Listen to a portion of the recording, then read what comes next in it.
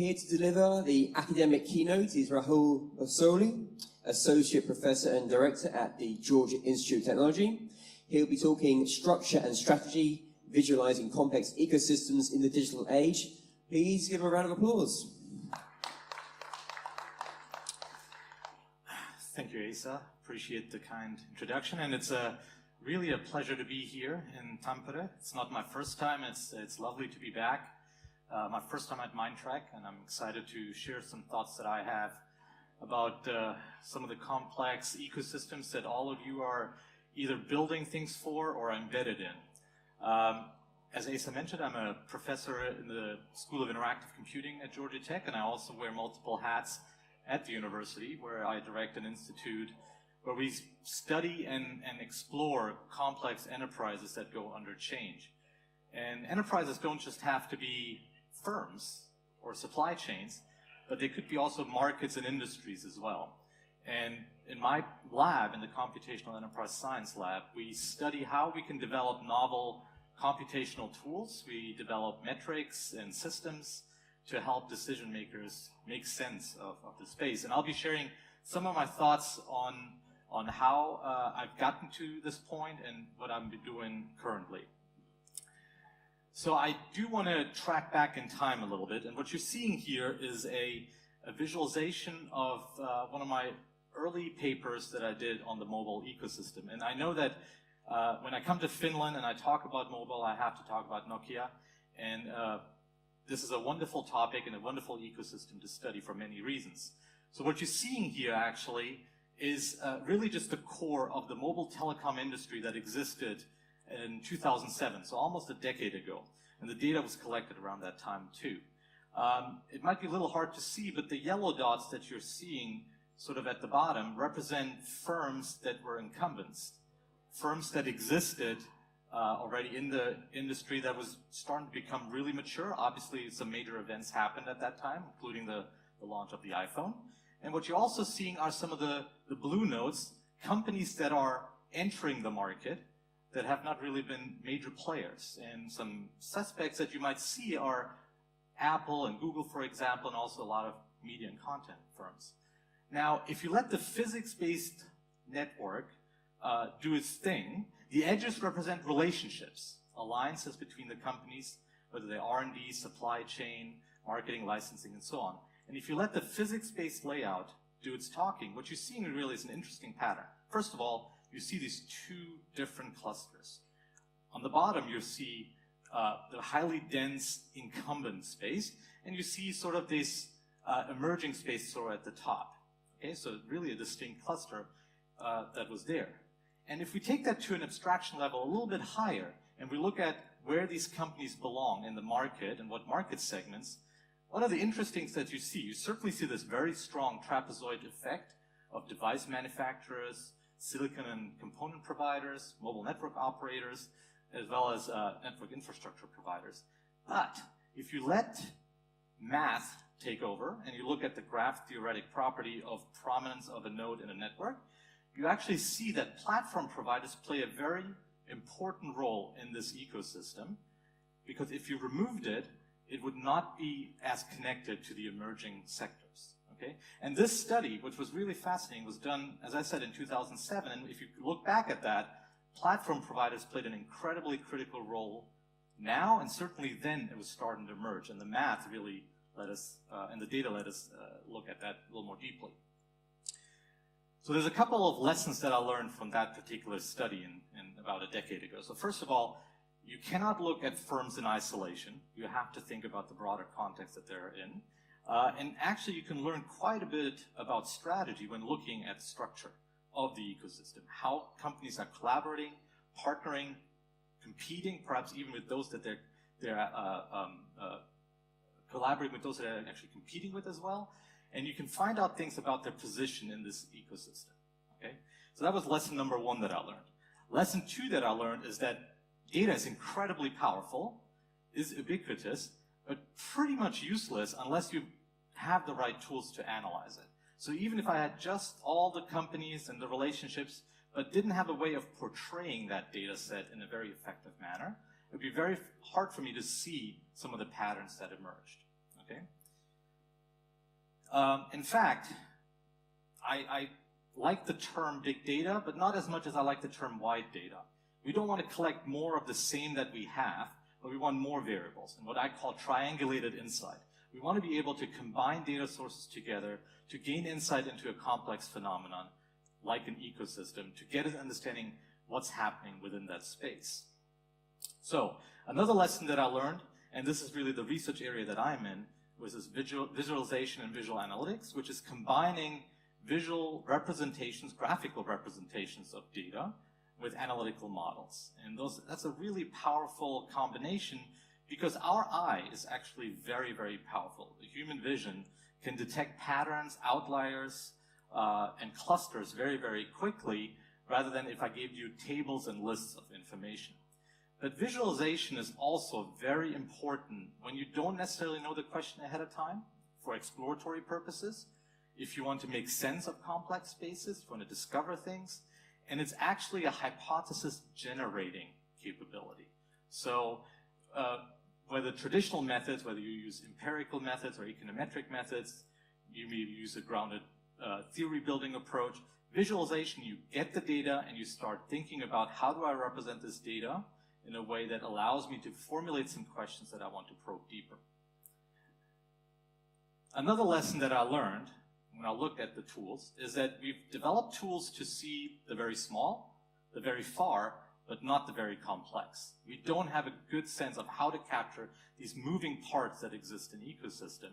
And that's really what I think about in my work, which is sort of these computational macroscopes that we want to develop that combine visualization, because the human ultimately needs to consume that, or the decision maker, and we want to be able to get a lot of data into these tools.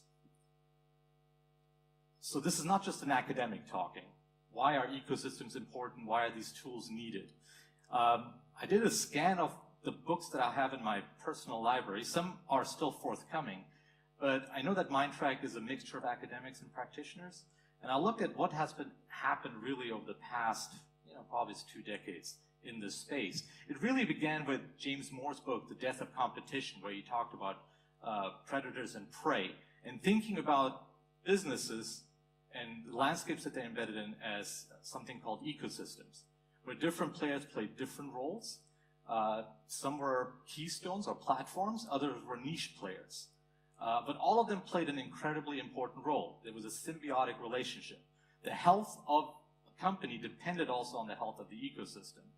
And the example is probably very clear in the mobile telecom industry. If you think about it, the iPhone is a fantastic product, or any smartphone for that sense. But if you didn't have the network infrastructure to run data-hungry apps, if you didn't have the apps to actually run on them, okay, you wouldn't have really the health and the value of the ecosystem be so high. So many players played a role in there. And these books really reveal a lot of different things. The difference between, my title of my talk is the digital era rather than the traditional era. And there's a couple of things that have changed. In that study that I showed you, I looked at traditional alliances and relationships that existed, that were either formed or contracted between companies. But what's happening in the digital age now, which is really remarkable and fascinating, is that you have ways that you can form digital supply chains, digital supply relationships, and exchange data and information much more freely. It's much more flexible, but has a lot of challenges too. And I know we have folks here that are in the API economy. I'll be talking about much of that, of how these new models, these new digital relationships are facilitating completely new forms of organization, and how they actually are leading to some really interesting new value creation forms. Okay, so unfortunately I do a lot of stuff in this space. It's not just me. I have a whole research group and lots of PhD students working on it, and I'm going to try my best to go through 6 sample projects. It's going to seem like a blur to you, but it's rather important that I show you sort of this diversity of different topics that you can study with really the same tools and methods. We're going to go through the API ecosystem. I'll talk about something called ecosystems of hype. If you listened to Stephen Laval's talk yesterday, he talked about where virtual reality is. We actually looked at 15 years of Gartner hype cycles to look at what companies are involved in emerging technologies.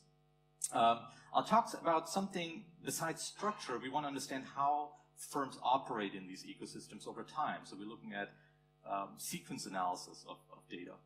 We'll talk about digital infrastructure. All of you probably operate some software stack, and we have to understand, okay, how are these configured? We'll look at startup positioning. There are lots of startups here. How can we make sense of those entrepreneurial ecosystems? And I'll talk about, the last one is going to be about the forgotten platforms, which is also very interesting, because if you think about the behemoth companies, you think about them as platforms, but they actually have lots of platforms within their company that we have to think about. Okay, before I do this, I do have to mention sort of the standard approach, okay, because this is a method that's drawn a little bit from systems engineering and systems science. There's certainly heavy doses of computer science and different fields of computer science, and we really study management and business phenomena. And the approach that we typically take in developing our prototype tools is to envision something, a tool that we want to develop.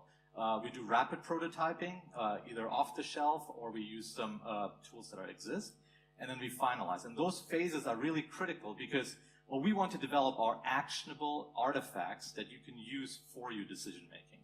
So this is in contrast perhaps with traditional academics, where we want to write theory and then have that journal article sort of dust off on the bookshelf. We actually want to build very interesting software that people can use. Now, all of this starts with tasks and decisions. People have specific questions. What are my competitors doing? What's my competitive advantage? What's happening in my landscape? Which segment is entering fast?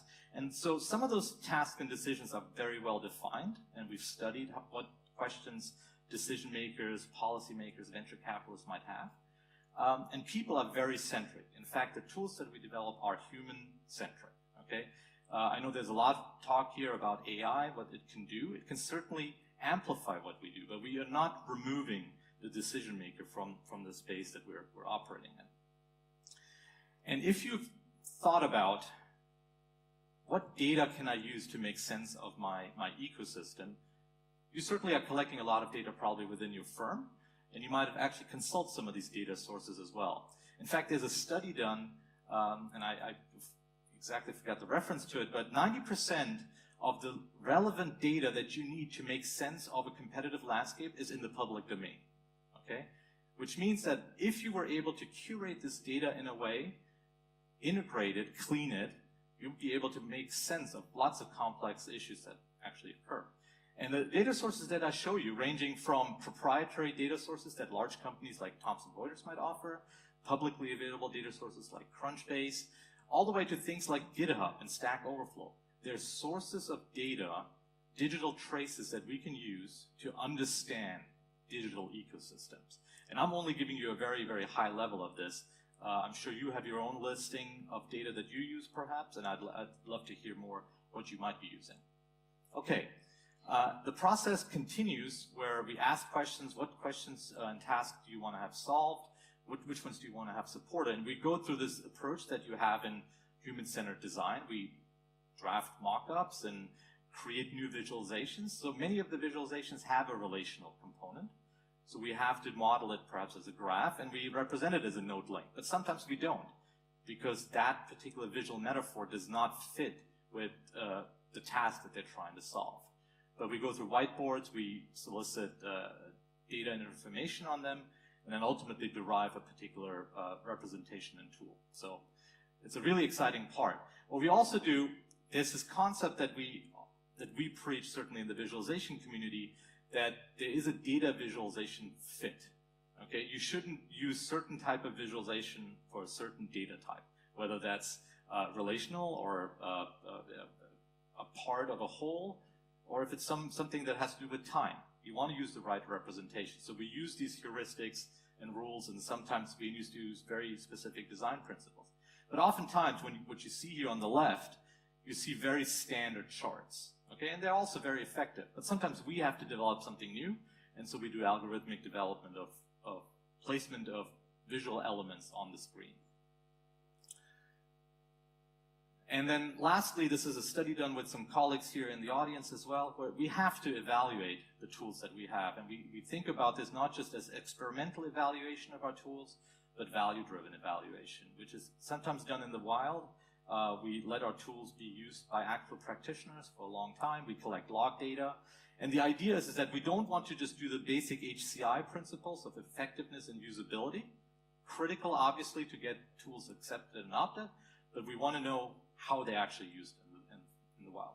Okay, so now you understand that approach. I've done this for every project that I'm going to show you here. So we're going to start with the API ecosystem. There's obviously a directory that many of you have probably heard called the Programmable Web. It's a public directory that's being maintained. Right now, I think there's roughly 19,000 APIs that are being listed. These are all publicly available APIs, roughly 6,000 to 10,000 mashups. I don't know what the exact number is right now. I think it's about 8,000 right now. And they have primary categories and secondary categories. And the idea that we wanted to support is for people to understand how is value generated and recombined in the API economy. So we developed a tool called EcoSite, and EcoSite is an interactive tool where many of you may use Gephi or some other network visualization tools.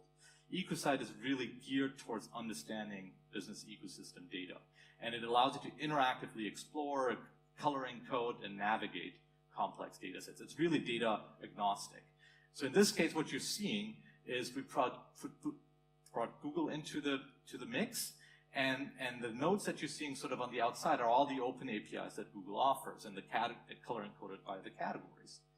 Well, what we also get is on that is how Google Maps might recombine with other APIs. And so in this case, we see all the mashups that two nodes are involved in. Okay. Now, when we did this for the entire data set, so the reason why we start with small and then let people explore is because sometimes you want to start with what you know and expand along a path. Now, there's the alternative approach of analysis, which is starting with everything and filtering down.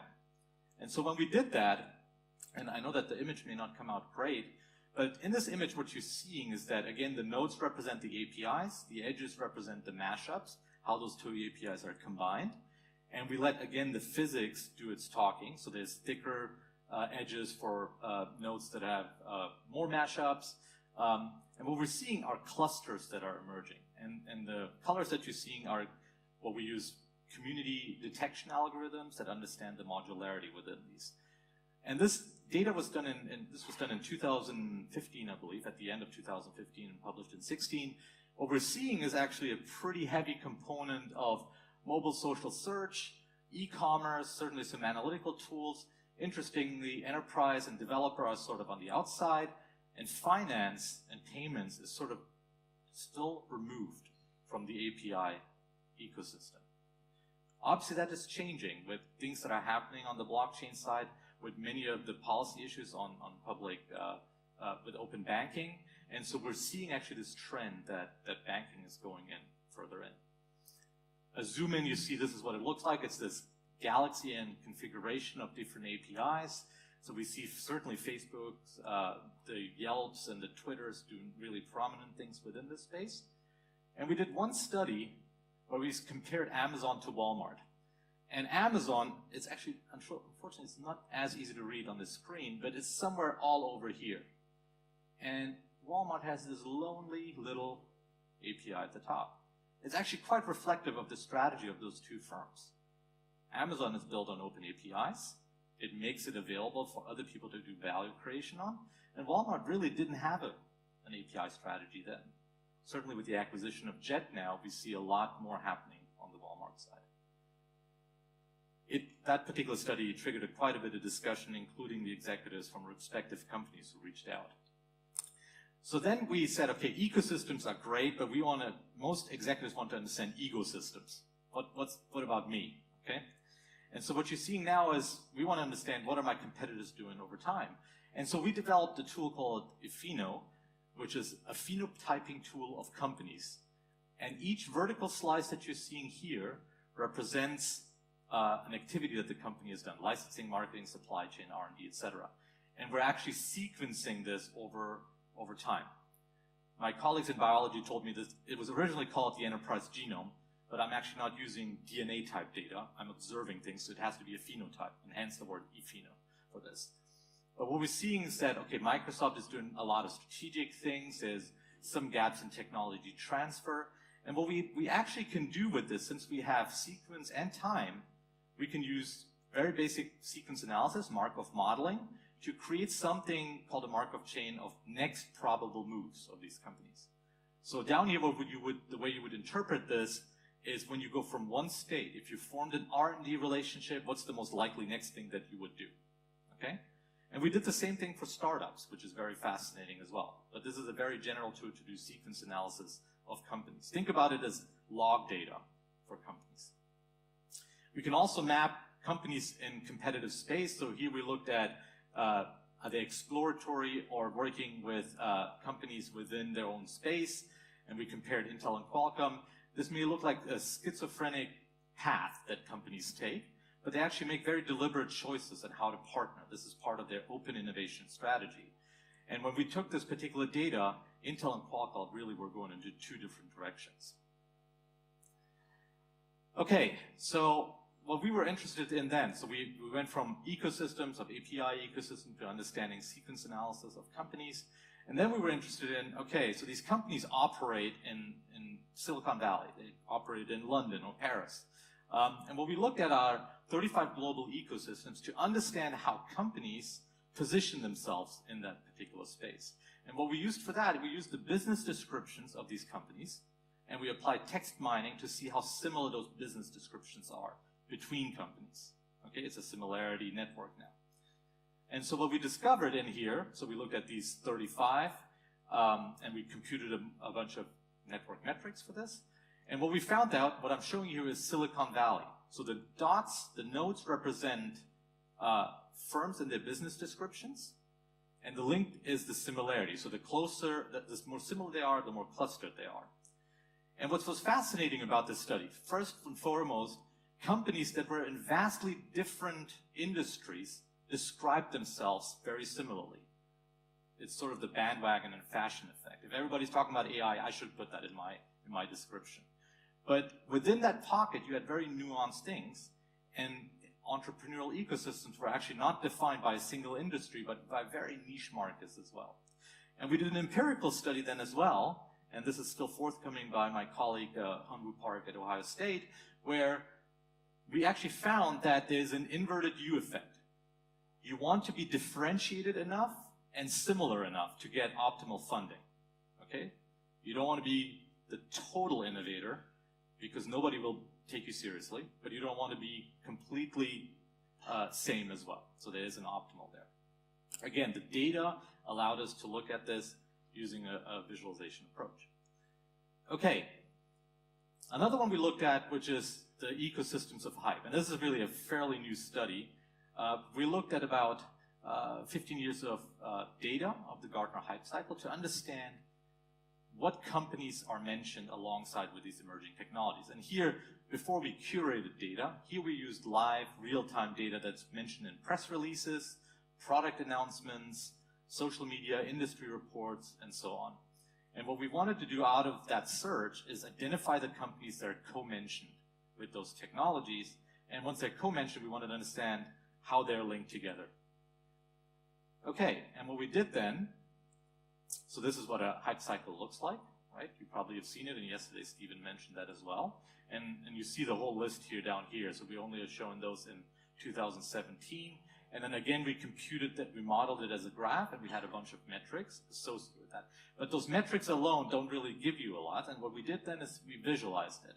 And so you're seeing sort of a series of different technologies, 4D printing all the way to autonomous vehicles and so on. And what we found is that this is the number of documents and the number of companies mentioned. And certainly the more mature an industry gets, the more companies are certainly mentioned, but to a certain point only, okay?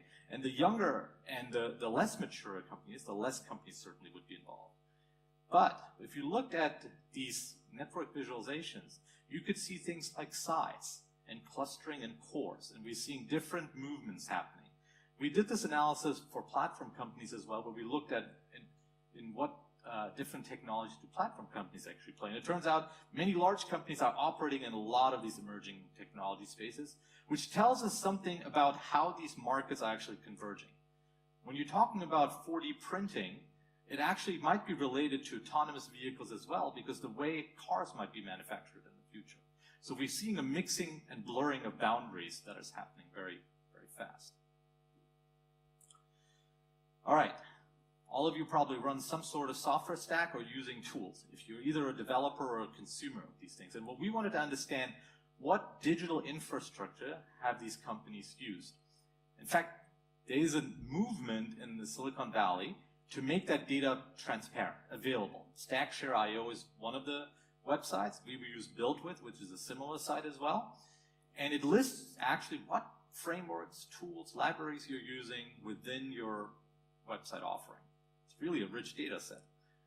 But how do we make sense of it? Generally, it's done in icon-based form. You know, somebody uses either the mean approach or the LAMP approach, and we wanted to understand, okay, what's co-used actually? Developers may want to know this because they want to retrain what they're doing. They want to understand, okay, if I want to work for company A, where are they hedging their technology bets? And so what we did is that this is actually a firm-centric approach. So this is Airbnb. And what you're seeing here is that there's different groups of technologies. And the color coding on the outside tells you whether they're open source, whether they're premium, so if they paid for these technologies, and whether they have discarded them, how much experimentation is going on in these software stacks. And what we're seeing actually when we look at sort of this whole space, we're seeing that the analytic space, where these analytic technologies are predominantly premium. People pay for analytics technologies, okay? Now on the service side and for some of the frameworks, they're much more open, but there's also some experimentation happening, so you have much more discarded technologies. The chart here in the middle is something what we call a maximum spanning tree, where we understand how do these technologies actually cluster. And so each of these clusters actually reveals a co-use set of technologies for the web and platform companies. And this last one, which is a matrix representation, so we looked at about 70 platform companies, a study done by Peter Evans and Annabelle Gower, looked at a series of companies that are in the platform space, and we wanted to understand, okay, how do they cluster? And it actually turns out that there's 3 main clusters. And by clustering, we mean, are they using the same technologies or not? And it turns out that very well-established large companies are using very similar technologies. There's actually geographic differences where some of the technologies sort of at the bottom are more on the Asian market. Asian companies use slightly different technologies, partly because of policy regulations. They cannot use all analytics solutions. They could not use some technologies that are actually not allowed, particularly for Chinese companies. So it's a nice way of saying not all platform companies are the same. They use many use the same technologies, but there's some differences. As a startup, as an entrepreneur, I would love to see how should I develop my technology or my software, how should I configure my software stack to maybe follow or mimic somebody that is in the space. Okay, last topic. So what are the hidden platform ecosystems? There's actually a site that lists all the alternatives to a software that exists. So if you look at Microsoft Word, that could be Google Docs, okay? And it has a listing of that. It's crowdsourced, and they upvote them on how relevant they are. That is an incredibly rich data set to understand complementarity and different alternatives for software. It also reveals to you some hidden platforms that exist. So here what you're seeing is each node represents a software package. And the closer the nodes are to each other, the more there are alternatives to each other. And the color encoding represents these major categories that the software is in. So you're seeing note-taking sort of at the center, cloud storage is tightly integrated to it, but then you see some very distant ones as well. File management, privacy and security. Okay, they're not the same. What actually was interesting in this is when we mapped Google and Adobe and Microsoft to it. So we are seeing Google in green, Adobe in red, and Microsoft in blue, I believe. And what we're seeing is that Google and Microsoft operate all over the software space. They're not just a platform company, but each of these softwares also generates their own platform ecosystems, okay? And Adobe is sort of very much focused on maybe the creative side, the photo editing side, the image editing, multimedia side. And many of them are actually operating in the same space, like in cloud storage. But the revelation of this study really is that when we think about platform companies, don't aggregate the company. think about what they're actually developing, what they're producing, and each of those will have an ecosystem around it. In fact, you are building APIs around individual software products as well. Okay, we looked then, whether they're open source, free, freemium, and commercial, and then when we look at the three companies that we looked at, Google uses a predominantly free approach. Maybe they have some freemium as well. Interestingly, Adobe is primarily commercial. You actually pay for it. Some parts of them are. So you use the distribution and licensing models as well. The study up here looks at how these actually align, the heat map aligns with the specific categories. Okay, so lessons and opportunities that I wanted to share with this. So I showed you about 6 cases, and I could have shown you things in IoT and other places as well. Data is there.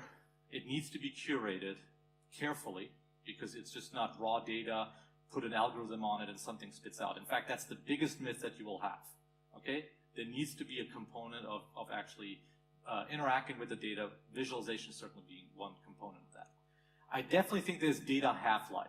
So we think about it as, right now data is very important, but if I look at that same data in a couple weeks or minutes even, it might not be relevant. For strategic problem that we address, the half-life is a little longer, but we still have to think about it. I've shown you certainly data that's very well curated, structured. Text is being obviously one of the unstructured sources, but we started looking at images as well. One of the charts that was shown in the previous lecture was one of these logo maps, right? They're very rich. We don't understand how markets are. We're actually using that as a source now to make sense of ecosystems. We've collected about over hundreds of those across different industries. We have to define our boundaries to make sense of ecosystems. For each of our studies, we develop metrics because ultimately you look at a picture and insight is great, but decision makers still like to see a metric. So we've developed things like certainly complexity and velocity and perhaps even center of gravity would be one of them. It turns out we combine data, publicly available also with proprietary data, but confidentiality is very critical. Major electronics manufacturers might give us something. We're not allowed to share that, but we have to handle that very carefully. When you talk about visualizations, you have to talk about visual literacy. We did a study along with some Finnish colleagues out at Stanford. What's the literacy of end users? Do they understand tables, matrices, or networks very well? And we varied the data. It turned out they were all over the place. And if they didn't understand something, they wanted to go back to tables. But it turned out that a particular representation was better when the data got more complex. So visual literacy is something you have to be very careful about. Every organization I've worked with had some technology inertia. Why can't we just use an off-the-shelf tool to do this? We don't want to change, we don't want to use this, and so we have to handle that with much careful attention. We have to have data to visualization fit. It's always good to have management support when you get to this.